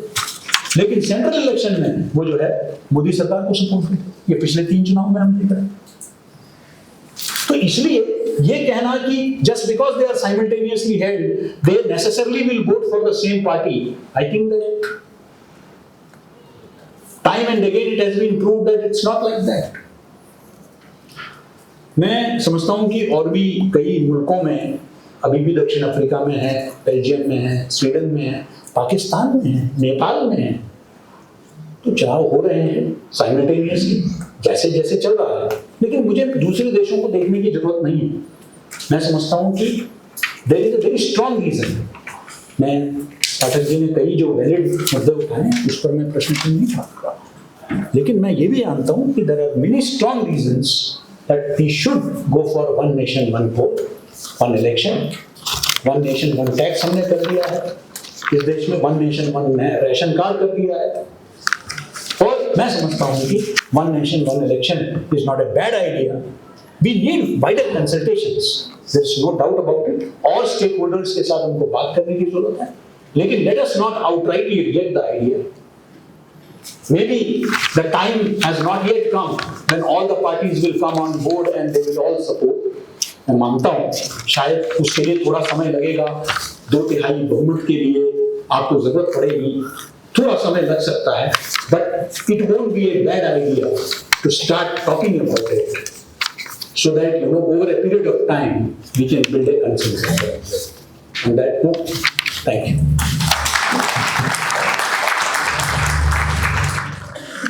मेरी बातों में शायद आपको वो दृढ़ता नहीं नजर आएगी जो हम मेरे से पूर्व के दोनों स्पीकर में फॉर अगेंस्ट, तो मेरी धारणा उतनी दृढ़ नहीं है इस विषय को लेकर अभी। कल जब मुझे बताया गया तो मैंने थोड़ा बहुत पढ़ना शुरू किया उसके बारे में। नॉट अभी तक मेरी जो जानकारी थी वो अखबारों तक ही सीमित थी। मैंने दुर्भाग्यवश अभी तक वो रिपोर्ट जो आई है राष्ट्रपति रामनाथ कोविंद की अध्यक्षता में उसको नहीं देखा था, लेकिन कल मैंने उसकी जो उसमें एक एग्जीक्यूटिव समरी है apart from the entire report, तो वो एग्जीक्यूटिव समरी मैंने पढ़ी। तो उसमें एक चीज जो ऑब्वियसली उसके ये जो विषय है इसके दो पहलू हैं, और मेरे से पहले जो दोनों वक्ताओं ने बात की वो मेनली आपको उसके राजनीतिक और सामाजिक आर्थिक भी पहलुओं के बारे में आपको बताया। तो उसका एक मेरे बाद प्रोफेसर रणवीर सिंह सर बोलेंगे तो इसलिए उसके बारे में मुझे बहुत कहने की आवश्यकता नहीं है, लेकिन हाँ उसका एक जो वैधानिक दृष्टिकोण है वो भी एक इम्पोर्टेंट एस्पेक्ट है। सो अगर इस विषय को उस तरह से देखें तो एक विषय हुआ जो राजनीतिक, जिसमें मैं जब राजनीतिक कहता हूँ तो सामाजिक आर्थिक उसमें निहित है। तो एक विषय हुआ डिजायरेबिलिटी का, कि ये डिजायरेबिलिटी डिबेट है कि होना चाहिए नहीं होना चाहिए इन द, और दूसरा जब वो लॉ में आएगा तो लॉ में वो परमिसिबिलिटी डिबेट हो जाएगी। तो इस चीज को समझना चाहिए कि अभी जब लॉ में बात नहीं कर रहे तो वो डिजायरेबिलिटी डिबेट है कि होनी चाहिए नहीं होनी चाहिए। पक्ष और विपक्ष आपने बहुत डिटेल में नहीं, लेकिन आपने पक्ष विपक्ष सुना, लेकिन जब वो लॉ में वो विषय आएगा तो लॉ में परमिसिबिलिटी का विषय होता है। तो इससे लॉ वालों के पास एक बेनिफिट होता है कि वो डिजायरेबिलिटी को परमिसिबिलिटी डिबेट में अपनी पॉलिटिकल इंक्लिनेशंस को हाइड कर लेते हैं। तो हालांकि उसमें इनवेरिएबली डिजायरेबिलिटी वाला एलिमेंट हो ही जाता है, लेकिन फिर भी जब सुप्रीम कोर्ट के समक्ष जैसे ये संविधान संशोधन होंगे ये बिल्कुल सुप्रीम कोर्ट के पास जाएगा और सुप्रीम कोर्ट की संविधान पीठ के पास मुझे लगता है जरूर जाएगा और संविधान पीठ उस पर निर्णय लेगी। तो सुप्रीम कोर्ट जो है जब इस विषय को देखेगी तो वो बहुत सारे विषय जो बात हुई, जैसे सर ने सुरेश सर ने बात करते वक्त बताया कि फेडरलिज्म के बारे में, और जो उनकी चिंता है वो बहुत ही वाजिब है कि फेडरलिज्म को क्या हम the way we see federalism, but जब सुप्रीम कोर्ट के समक्ष वो बात होगी तो सर ने जो पहलू रखा वो सुप्रीम कोर्ट के समक्ष नहीं रखा जा सकता है। You cannot say that federalism in India is not at play because most of the federal players are actually the one who are dynasts. So this argument unfortunately cannot be presented before the Supreme Court when you are arguing your case. You have to speak from the point of view of the interest of a constituent unit of the Union of India, and not how that constituent unit is actually being politically ruled by the important political players. So that reality is something that we have to again keep in mind, that हाँ ये वास्तविकता है कि इस तरह से सोचते हैं कि अगर मैं तमिलनाडु का हूँ तो मैं कर्नाटक के बारे में शायद उतना नहीं सोचूं, जाहिर सी बात है। लेकिन सुप्रीम कोर्ट में आपको ये argument you have to speak in terms of constituents. So कल जब मैं एग्जीक्यूटिव समरी पढ़ रहा था तो मैंने देखा कि क्योंकि इससे पहले इस कमेटी के बनने से पहले ये बात थी कि जब बीच में जब विधानसभा डिसॉल्व हो जाएगी, जब भंग होगी, तो फिर उस दौरान क्या होगा। तो उससे पहले अभी तक एक था कि चुनाव न करा करके भी क्या इसका कोई अलग से विकल्प हो सकता है कि हम चुनाव ना कराएं लेकिन सरकार वहां तक चलती जाए। तो उसको अभी तक ये था, लेकिन अब रामनाथ कोविंद जी की समिति ने इस बात पर ये क्लैरिटी दे दी है। उन्होंने कहा कि नहीं ऐसा नहीं होगा, चुनाव होंगे, हो ही नहीं सकता वो अपॉइंटमेंट डेट, तो चुनाव होंगे। तो जब मैंने इस बात को पढ़ा कि चुनाव होंगे तो फिर मुझे ये जो वन नेशन वन इलेक्शन का जो आइडिया है, I think it is one nation, one simultaneous elections and several elections. It is one nation, one simultaneous election along with several graded elections. Graded elections इसलिए क्योंकि वो जो elections होंगे उसमें जो विधानसभाएं बनेगी वो लोकसभा के टर्म के साथ खत्म हो जाएगी। मतलब ऐसा भी होगा कि कोई विधानसभा 1 साल के लिए बनेगी, कोई 1.5 साल के लिए बनेगी, क्योंकि 6 महीने तक के लिए तो अभी चुनाव आयोग के अधिकार है। पर 1 साल बाद फिर चुनाव होगा तो फिर खर्चा ही 1 साल होगा। के लिए भी बनेगी, 1.5 साल के लिए भी हो सकती है, 2 साल के लिए भी हो सकती है, 2.5 साल के लिए भी हो सकती है। और जब 67 से मतलब पिछले 50 साल में हम इस स्थिति में आ गए कि हर वर्ष चुनाव होते हैं, तो आज से 50 साल बाद ऐसा बिल्कुल हो सकता है कि 5 साल के बाद मेन चुनाव और बाकी छोटे छोटे विधानसभा चुनाव हर साल, जैसा अभी मूल अवधारणा खत्म हो जाएगी। दूसरी बात यह है कि संविधान की मूल अवधारणा में तो 5 साल का ही चुनाव है ना, किसी विधानसभा का आप 1 साल 1.5 साल का चुनाव कर ही नहीं सकते। ये जो रिकमेंडेशन है उसके आधार पर मैं कह रहा हूँ, जब हम पिछले 50 वर्ष में यहाँ आ गए कि हम हर साल चुनाव होता है भारत में, क्योंकि सबसे बड़ी चिंता जो जाहिर की गई वो ये कि यहाँ हर साल चुनाव हो रहा है, तो गवर्नेंस, बट जो सोल्यूशन दिया गया है उसमें फिर अगले 50 साल में ऐसी स्थिति आ सकती है कि हर साल फिर चुनाव होगा, और फिर बस ये बात होगी कि ये बीच वाला जो चुनाव है, तो अब उसमें ये एक राजनीतिक विषय होगा सर कि ये जो बीच वाले चुनाव होंगे 1.5 साल, 2 साल, 3 साल, जैसा भी स्थिति उत्पन्न होती है, उसको कितनी गंभीरता से लिया जाए। अगर 1.5 साल के लिए चुनाव है तो उसको कितनी गंभीरता से लिया जाए, जब हमें पता है कि 1.5 साल के बाद 5 साल वाला चुनाव आने वाला है। तो फिर ये 1.5 साल वाला चुनाव जो है, और इसमें बड़ी एक राजनीतिक रूप से भी मैं जब सोच रहा था कि मैं 1.5 साल के लिए मान लीजिए विपक्ष जीत गया, तो फिर वो अगले 5 साल वाले चुनाव में इनकम्बेंट रहेगा कि विपक्ष रहेगा, क्योंकि वो 3.5 साल की विफलताओं की भी बात करेगा और 1.5 साल की सफलताओं की भी बात करेगा। तो ये बड़ा ही कंफ्यूज मैसेजिंग इवन जो इलेक्टोरेट है उसके लिए होगा कि वो 1.5 साल की सरकार के को देखे कि 3.5 साल की सरकार, तो ये भी इसकी बात है कि तो ये जो सोल्यूशन है इसको लेकर के मुझे कि चुनाव होते रहेंगे, बट अगर बीच में चुनाव होंगे तो वो लोकसभा के साथ खत्म हो जाएंगे उसका टर्म। तो क्या ये जो सोल्यूशन है ये कितना, स्पेशली चूंकि आइडिया आपका 1 नेशन 1 इलेक्शन का आइडिया है, तो ये 1 नेशन 1 इलेक्शन तो हो ही नहीं रहा।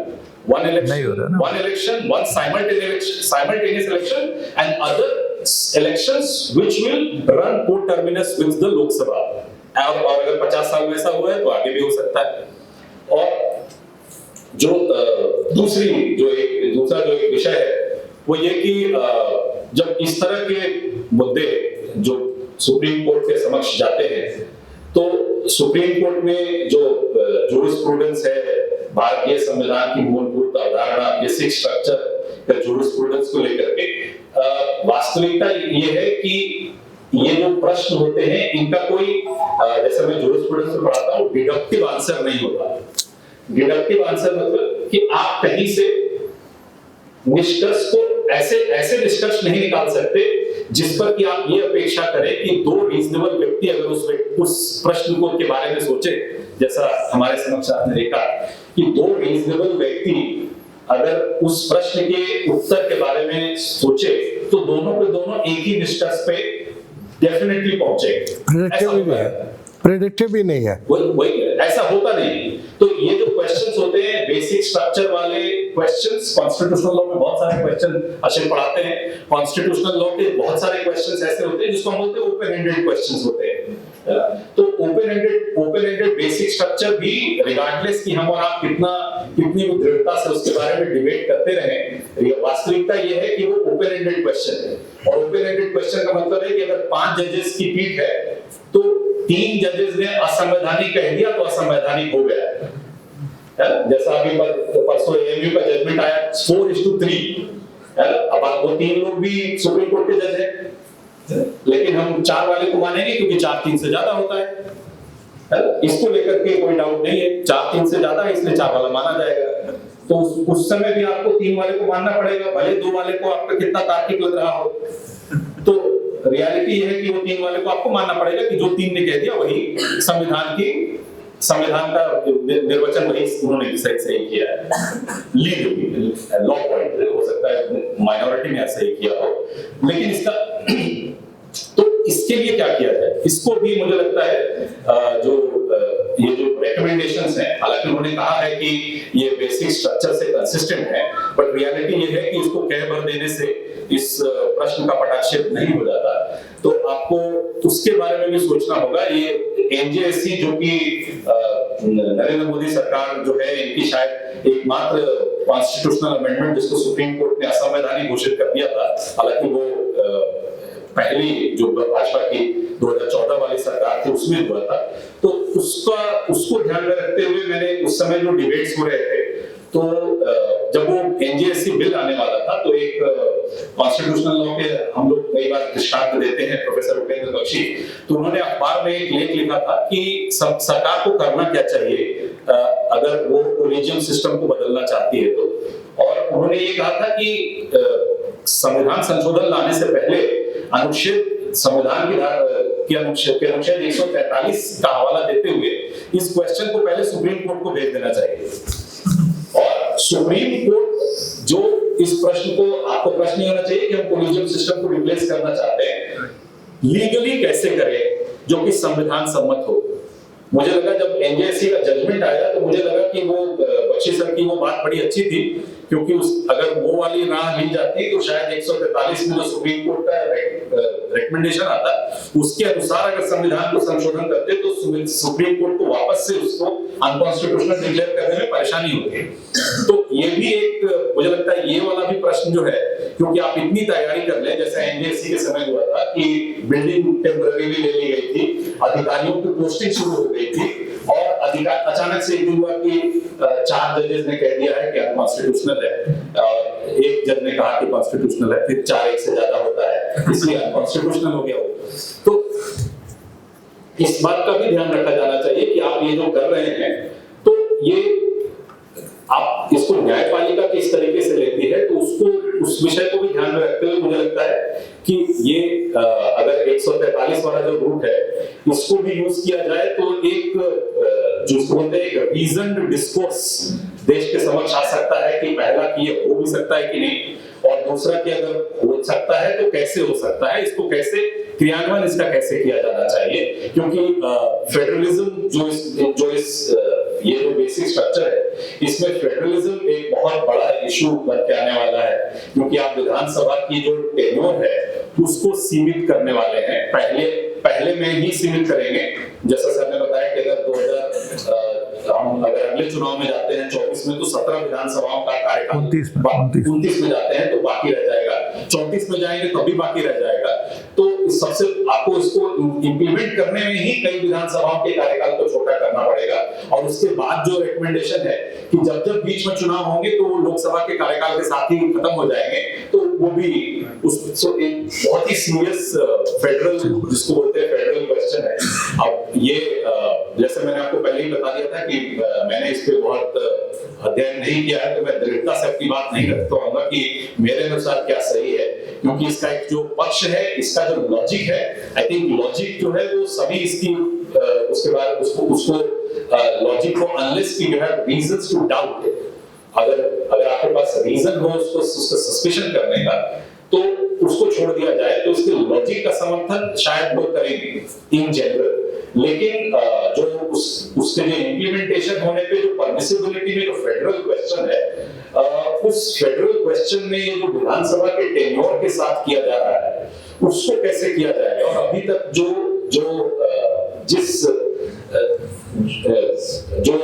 भारत सरकार ने जो शैली रखी है, मुझे थोड़ी उस शैली से थोड़ी आपत्ति है कि आपने एक लोकसभा के कांग्रेस के नेता को उसमें रखा और जब उसने मना कर दिया तो उसके एब्सेंस में ही हो गया, और आप ये कह रहे हैं कि ये यूनानिमस रिपोर्ट है। मुझे लगता है भारत जैसे डाइवर्स देश में, जैसा हम देख रहे हैं हमारे पैनल में ही ऐसा नहीं है, तो यूनानिमस थोड़ा रिकमेंडेशन आना ये बहुत मुझे अच्छा नहीं लगा। तो और इसमें एक और जो चीज थी, इसको बहुत ऐसा लिया गया कि ये यूनियन लेवल का मैटर है, तो सिर्फ यूनियन के प्लेयर्स रहे। तो अगर कांग्रेस से भी लेना है तो लोकसभा के लीडर को ले लेते हैं, मुझे लगता है कांग्रेस का कोई मुख्यमंत्री या जो यूपीए के घटक दलों के मुख्यमंत्री मुझे उसके लिए काफी अच्छे मेंबर हो सकते थे, बजाय कि यूनियन लेवल पे अभी राजनीतिक दलों से उतनी चर्चा हुई नहीं है। हाँ, तो मुझे लगता है कि इसमें राजनीतिक दल से ज्यादा जो संघीय ढांचा है उसको ध्यान में रखते हुए उस राज्य को निमंत्रित करा जाना चाहिए था इस समिति के लिए, और अगर वहां पे आता तो एटलीस्ट उसका जो क्रियान्वयन करने की जो दिशा थी वो थोड़ी अच्छी लगती कि आपने इस बात का ध्यान रखा है कि आप ये जो करने जा रहे हैं ये संघीय ढांचे पर प्रहार नहीं कहा जा रहा है, लेकिन संघीय ढांचा जो है उसमें बदलाव आप कर रहे हैं। तो उस संघीय ढांचे को ध्यान में रखते हुए एटलीस्ट उसके जो प्लेयर्स हैं वो वहां पे होने चाहिए थे। अभी भी जो मैंने रिकमेंडेशन में ये भी देखा कि वो कह रहे हैं कि आर्टिकल 73, आर्टिकल 83 और 172 को अमेंड करना पड़ेगा स्टार्ट करने के लिए, और ये चूंकि पार्ट 6 के चैप्टर 5 का पार्ट नहीं है, पार्ट 6 के चैप्टर 5 का पार्ट नहीं है, तो आर्टिकल 368 के प्रोवाइजो के अनुसार 1/3 राज्य विधानसभाओं का इसके लिए समर्थन आवश्यक नहीं होगा। तो मुझे ये जो ऑब्जर्वेशन है ये भी मुझे उतना अच्छा नहीं लगा। मुझे लगता है कि ये ऐसा चेंज है जिसमें आपको स्वाभाविक रूप से विधानसभाओं को शामिल करना ही पड़ेगा, भले ही इसमें भारत के संविधान के अनुच्छेद 368 के अनुसार इसमें आपको चैप्टर 5 में वो जरूरत है जहां पर आप हाईकोर्ट से रिलेटेड चेंजेस करते हैं तभी आप इसके लिए बाध्य होंगे और विधानसभा के कार्यकाल को छोटा करेंगे। मुझे लगता है संविधान बनाने वालों ने सोचा ही नहीं होगा कि विधानसभा के कार्यकाल को भी छोटा करने की बात आ जाएगी, इसलिए उन्होंने इस चैप्टर पार्ट 6 के इस चैप्टर को के लिए 1/3 विधानसभा की रिक्वायरमेंट नहीं रखी होगी। तो मुझे ये भी एक ध्यान देने वाली बात है, क्योंकि अगर आप ज्यादा से ज्यादा विधानसभाओं को अपने आप अगर कॉन्फिडेंस में लेंगे, अपने विश्वास में लेंगे, तो आप सुप्रीम कोर्ट के समक्ष भी एक लीगल आर्गुमेंट के रूप में भी इसको रख सकते हैं कि इतनी विधानसभाओं ने इसका समर्थन किया है। हालांकि उसमें ये भी पहलू आएगा कि सामने वाले बोल सकता है कि सारी विधानसभा आप ही की पार्टी की है, फिर भी एटलीस्ट वहां पर आप स्टेट के रूप में आर्ग्यू करते हैं कोर्ट में, एंड न कि उस स्टेट में कौन से पॉलिटिकल पार्टी की सरकार है। तो ये वाला एक जो एक अप्रोच है वो थोड़ा मिसिंग है इसके इम्प्लीमेंटेशन में, मुझे ऐसा लगता है। तो वो अप्रोच को जरूर ध्यान में, अभी जब उसकी इम्प्लीमेंटेशन की बात आएगी तो उस अप्रोच को ध्यान में रखना पड़ेगा। एक पॉलिटिकली भी वो एक अच्छा जेस्चर होगा, और दूसरा लीगली भी जब आप उस बात को कहेंगे तो आपको हमेशा से इस बात को डिफेंड करने में वो मदद करेगा कि हमने संघीय ढांचे का हमेशा ध्यान रखा है और उसका सम्मान किया है। Thank you. Thank you so much, Mandeep sir, for such an insightful session. It's always a gainful experience to hear you always on the constitutional law. Coming to our last speaker, we have Professor Dr. Ranveer sir. Okay. So the stage is yours. All right. आपके भोपाल के ही शायर हैं, एक बहुत अच्छा लिखते हैं। मुझे मौका मिला पीछे उनकी कुछ बुक्स पढ़ने का। कितना अच्छा कहा, कहते हैं जी चाहता है सच बोलूं पर हौसला नहीं होता। हाँ? मेरा तो बिल्कुल ही हौसला नहीं हो रहा है। सबको पता है कि ये नहीं हो सकता।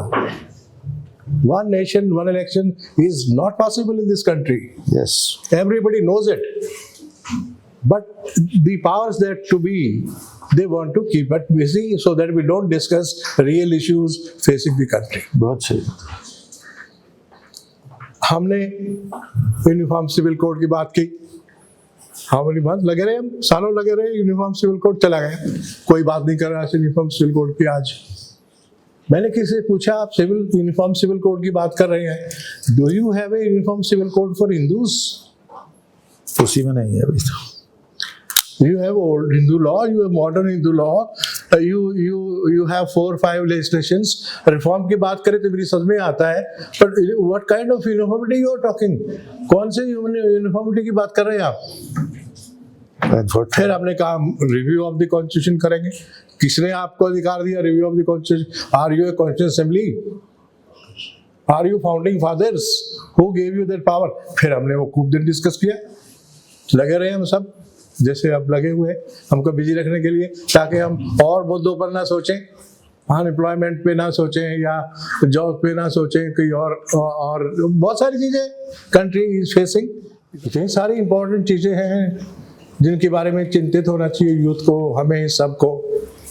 नहीं, अभी हमने बात की, we have 2 election commissions, election commission of India कुछ इलेक्शंस कराते हैं and the state election commission. State election commission किसके इलेक्शन कराता है?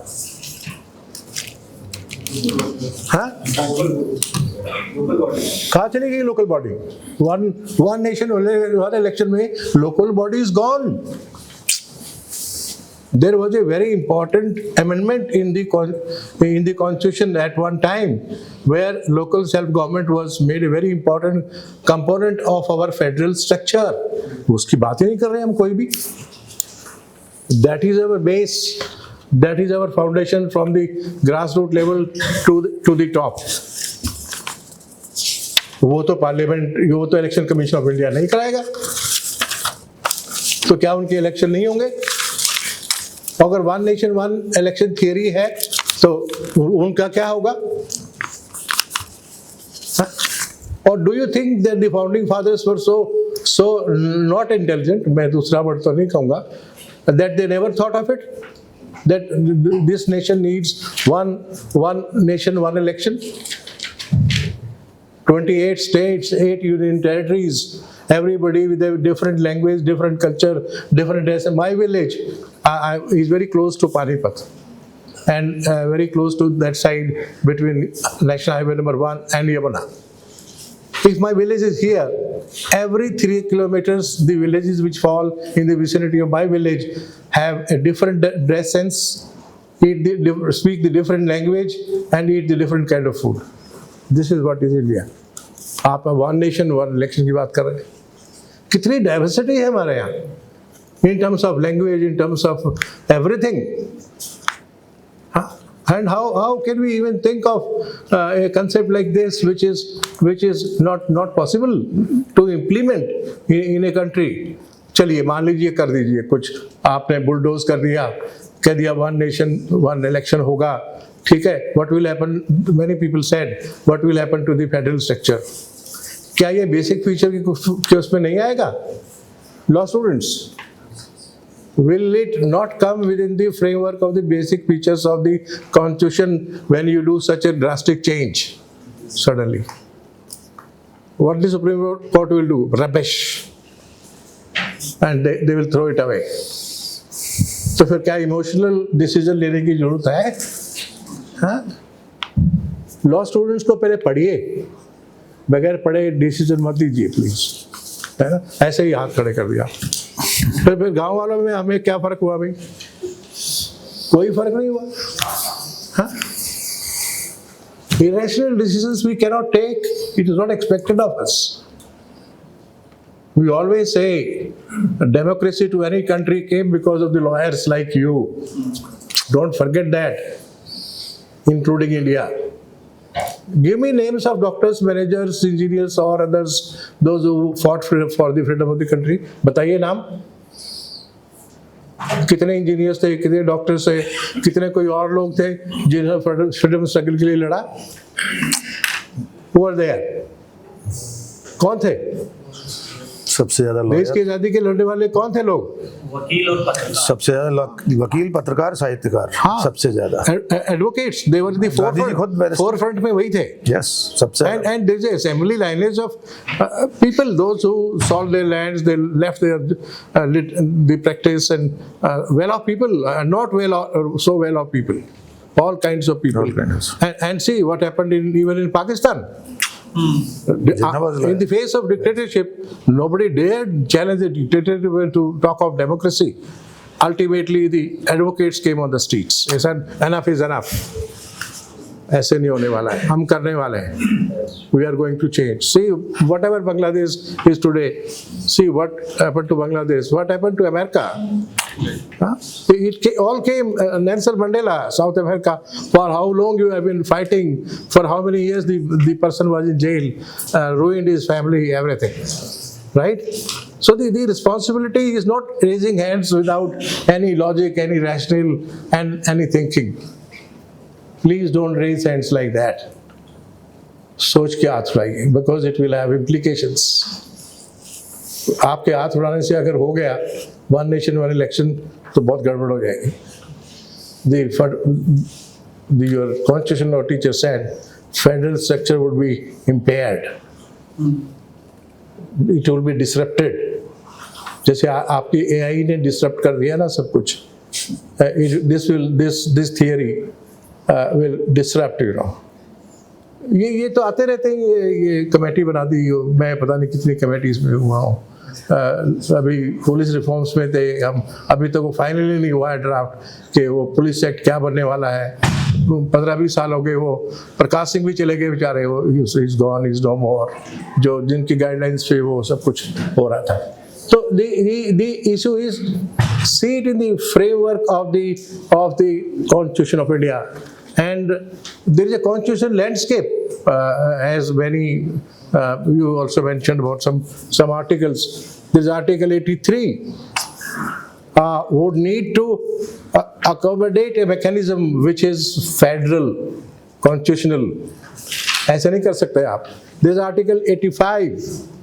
But in that sense, modifications, any kind of discretionary powers you say, prevent unscheduled dissolution that disrupt the electoral cycle.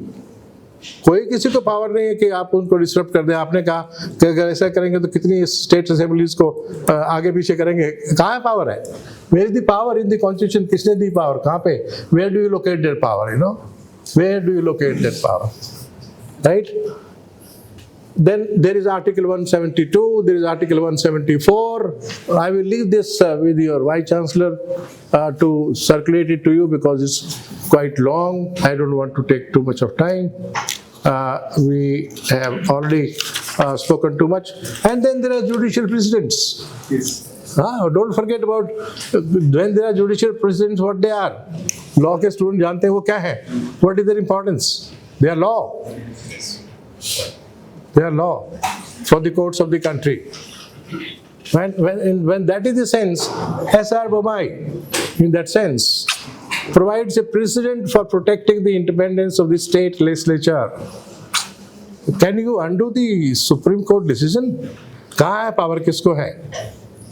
You cannot undo the state legislature power. Bommai, one of the leading cases in the constitution. Where is the power? किस government को, किस आदमी को power है? One man power के उसको undo कर देंगे वो. Then Kyoto Holovan case, no? Yes. Yeah. Impacts the stability of both Lok Sabha and state assemblies. Again, the Supreme Court has emphasized the need to protect. Then Harbhajan Singh Dhillon's case, right? There, given the simultaneous elections would necessitate significant amendments, Supreme Court already said it can't be done with a stroke of pen, right? So it's very, very important. I don't want to discuss the role of Election Commission. We know enough. They have done enough harm to the country. Everybody knows that. उसमें वही Covid commission की जरूरत नहीं है. वो क्या कर रहे हैं, कितना स्ट्रेंथन कर रहे हैं डेमोक्रेसी को, फेडरल स्ट्रक्चर को. Everybody knows. And we saw it Haryana recently. I'm from Haryana. We saw it. What happened? What happened is was in the first hour of the voting pattern, and then suddenly everything changed. I don't know what happened. So I'm also living the pros. We discussed कि पैसे बचने वाले हैं, man power बचने वाली है, बहुत सारी इंक्रीज वोटर एंगेजमेंट हो जाएगा, है ना, वो बहुत सारी चीज़ें हमने कही. But there are federal concerns की बात मैंने अभी की आपके साथ. And then there are logistic challenges.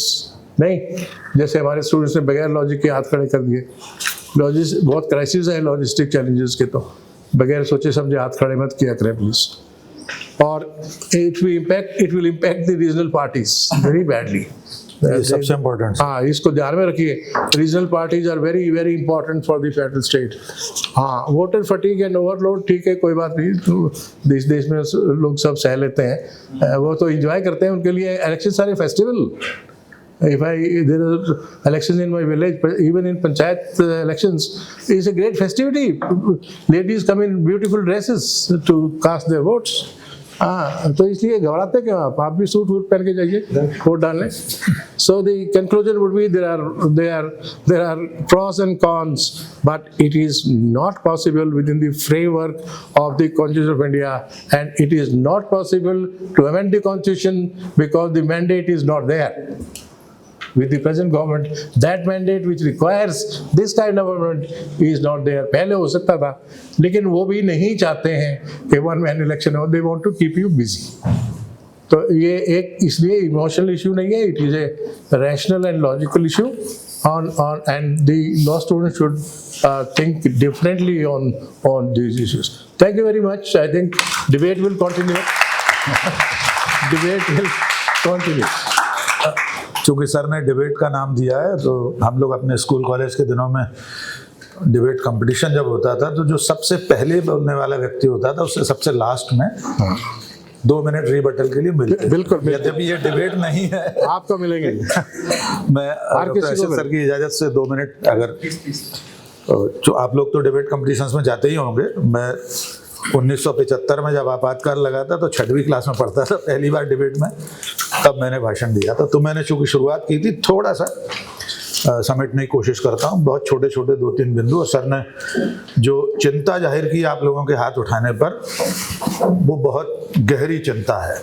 हम लोग अमूमन अपनी ज़िंदगी के और देश के समाज के फैसले करते समय बहुत जल्दी में सतही तौर पर कुछ चीज़ों को सोच के फैसला कर लेते हैं, लेकिन जब देश का सवाल हो, देश के भविष्य का सवाल हो, हमारे लोकतंत्र और संविधान का सवाल हो, तो हाथ उठाने से पहले 10 बार सोचना चाहिए। मैंने भी अपनी जो बात खत्म की थी उसमें कहा था, हाँ मैं सहमत हूँ, होना चाहिए, किंतु परंतु अगर मगर आदि इत्यादि मैंने बहुत सारे लगा दिए थे।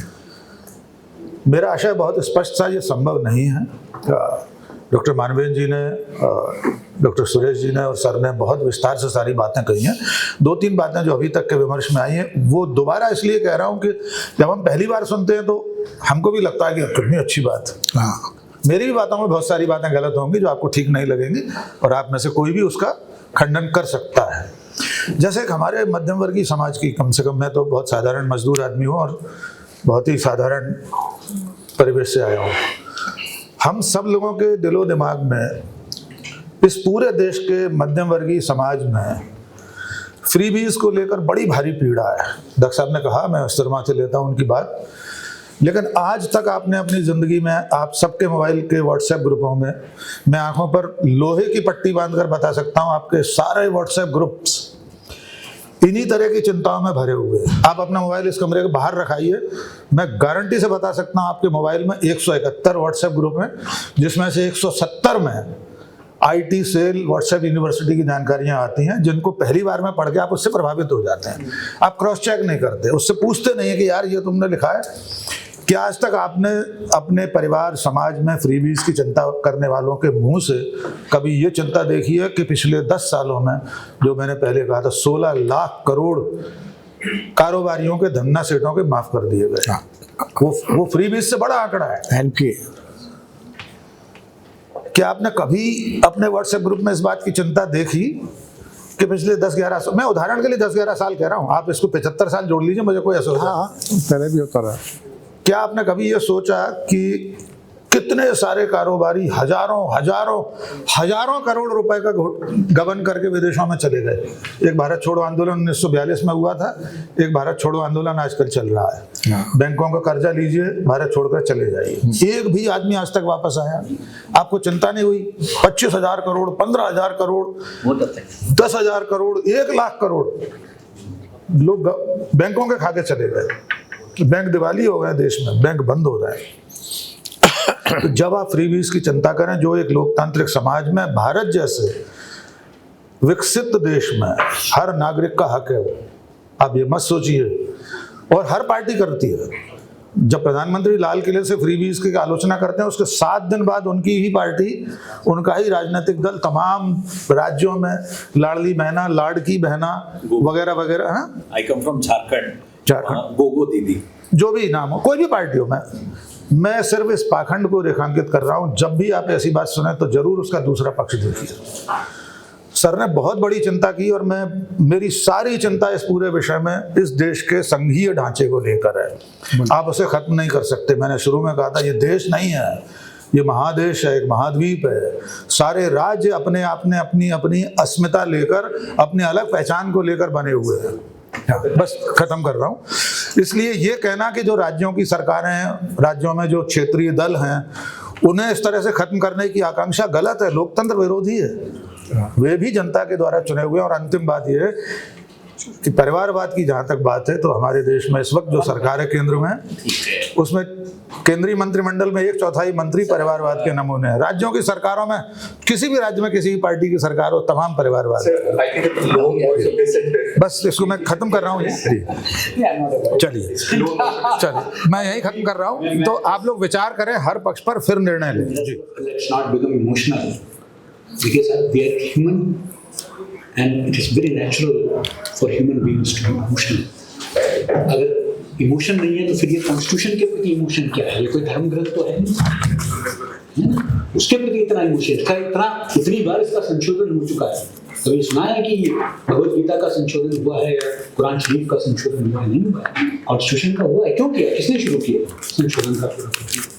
जो लोग आज कॉन्स्टिट्यूशन की किस्मत चुके हैं। इसलिए कॉन्स्टिट्यूशन कोई धर्म ग्रंथ नहीं है, पहली बात। और हमने देख लिया 75 में क्या हुआ था कॉन्स्टिट्यूशन के साथ। और हम कहते हैं कि नहीं, हम पब्लिक सेंटिमेंट को देखते हुए कितने जजमेंट्स आए हैं साहब। वहां तो सिर्फ कॉन्स्टिट्यूशनल रूल्स को नहीं देखा, आपका पूरा अयोध्या का जजमेंट जो है वो मैटर ऑफ फेथ पर जो है बेसिस करके, आर्टिकल ऑफ फेथ को मानकर जो है अपने जजमेंट किया है। आप कैसे कह सकते हैं कि इमोशनल इश्यू नहीं होता है? इसे आप इनकार नहीं कर सकते हैं साहब। और अगर हम इतने वैरायटी हैं कि भाई हम क्यों यूनिफॉर्मिटी चाहिए, फिर एक कॉन्स्टिट्यूशन क्यों? कॉन्स्टिट्यूशन भी अलग अलग होनी चाहिए साहब, क्या दिक्कत है उसमें? तो मेरा ये मानना है कि let's not be emotional. There is nothing harm in having a dream. सपने देखते हैं ताकि वो किसी दिन सच हो जाए, इसलिए सपने देखने में कोई बुराई नहीं है। कठिनाइयां हो सकती हैं, उस दिशा में हमको क्या किया जा सकता है? आइडियल सिचुएशन तो यह है कि एक देश के नागरिक हो तो हमें एक ही तरीके से ट्रीट किया जाए ना साहब। उसमें गलत क्या है? मैं ये नहीं कह सकता कि मेरे लिए एक रिलीजियस लॉ सिविल मैटर में अप्लाई करेगा लेकिन क्रिमिनल मैटर में मेरे को कोई दिक्कत नहीं है यूनिफॉर्म लॉ में। तो फिर साहब मैं चोरी करूंगा तो मेरा हाथ भी काटा जाए साहब। मुझे भी अडल्ट्री के लिए पत्थरबाजी मेरे ऊपर होनी चाहिए साहब। ऐसा कैसे कह सकते हैं कि सिर्फ मैं इस मैरिज के मैटर में या प्रॉपर्टी के मैटर में ही मैं जो हूँ रिलीजियस लॉ को मानूंगा? पूरा मानिए ना। तो लॉ को यूनिफॉर्मिटी है तो फिर पूरा यूनिफॉर्मिटी होना चाहिए, मेरा ये मानना। तो आइडियल सिचुएशन कठिन तो कुछ नहीं है साहब। किसी ने नहीं सोचा था कि 370 हटेगा, हटा। तब भी कहते थे it is impossible, people never thought that it would come, it happened. So इसलिए ये कहना कि things cannot happen, I think that then we are undermining the human will and the will of the people of this country. So yes, things are difficult, whether they are advisable or not, whether they are good or not, judicious or not, that we can all sit together and discuss. But to say that it cannot happen, वो मैं कहता हूँ कि वो I think that anything is humanly possible. वो British parliament के कहते थे कि except changing the blue eyes of the Anglo Saxon, the British parliament can do things. तो इसलिए मेरे ख्याल से it's good that we organise this.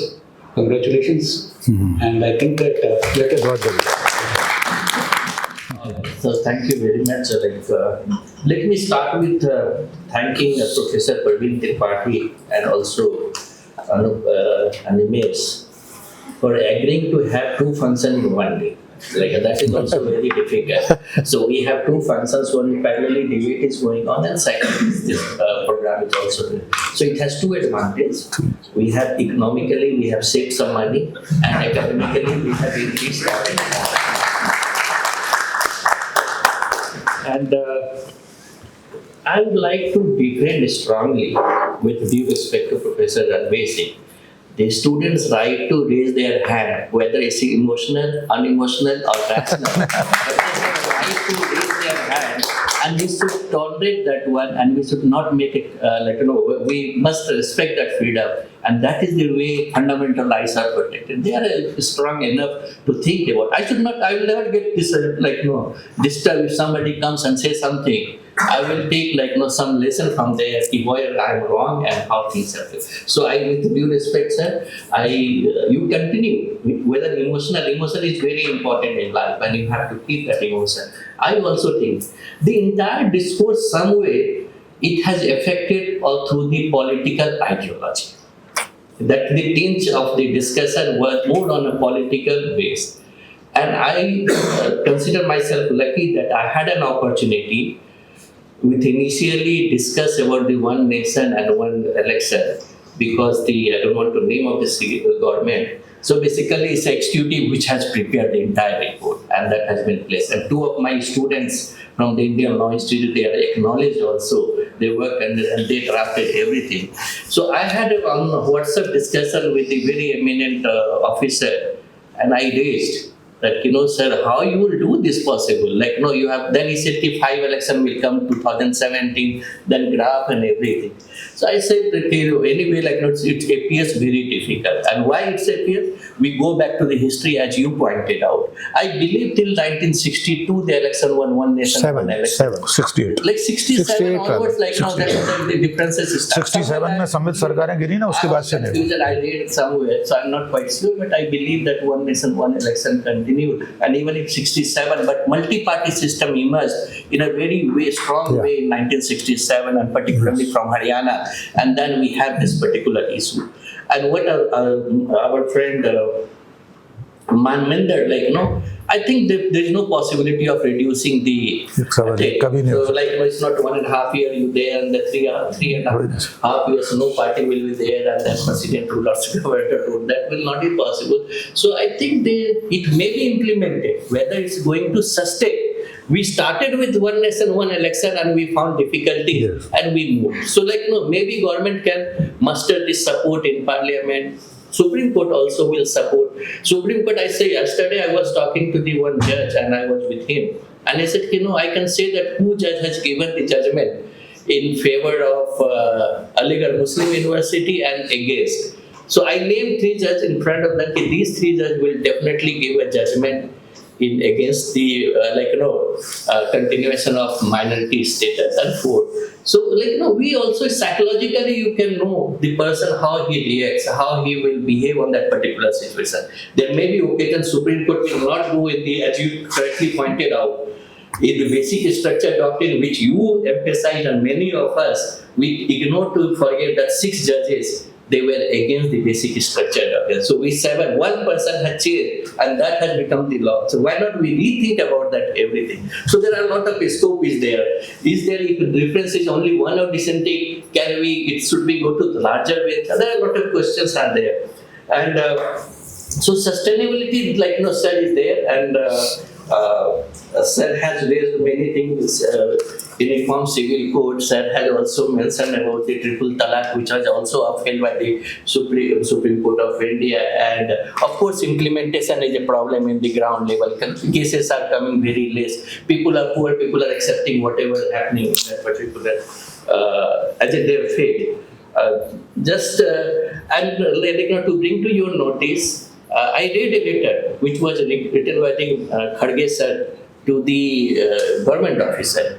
There he mentioned categorically that we are not in favor of uniform civil. So political consultation was there. Political parties have said they might also participated, but I don't think that unanimously, because and he raised 8 points in his letter that I had seen personally. So many political parties given their opinion. They were not in favor, somewhere in favor. So that kind of exercise was done. So taken note of, it's not like government of India decided all of a sudden, and political involvement. Political engagement was there, of course, and that has not come in the public domain. But I believe there are challenges both for honorable sirs have mentioned about there are challenges, there are positive, there are negative. We have to wait and watch.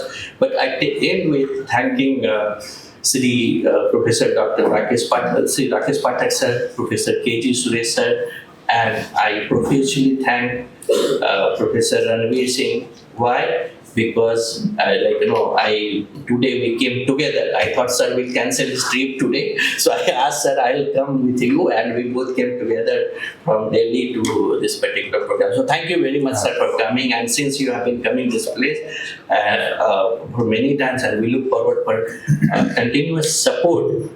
I will not say that construction of building, because that I put in before the judges. So I will not say so the political leaders. So I am not taking you to the construction side, but I am keeping it here. But your academic and other input, I am sure that all the students are highly benefited. Whatever you have said, and we have to also see how a political discourse remain very smooth, and then people will go very smoothly. They will take so there's no difference. When you see in the TV, people are fighting, but when it ends, they are shaking hand outside. So that is the way we have to remain. With this, I thank all the students for coming. And of course, I have missed very important point. This occasion was multiple occasion, and also sir has a facilitation and felicitation. So we have felicitated many, और बहुत ही सम्मान किया हमने सारे पत्रकारों को जो हमारे बीच में आए, बहुत सम्माननीय हैं, और उनका बड़ा आभार हम व्यक्त करते हैं कि वो हमारे पास आते हैं और हमारी यूनिवर्सिटी के बारे में कुछ अपने खबर देते हैं, जिससे लोगों में एक तरीके का परसेप्शन चेंज हो रहा है। और आपकी उतनी ज़रूरत है,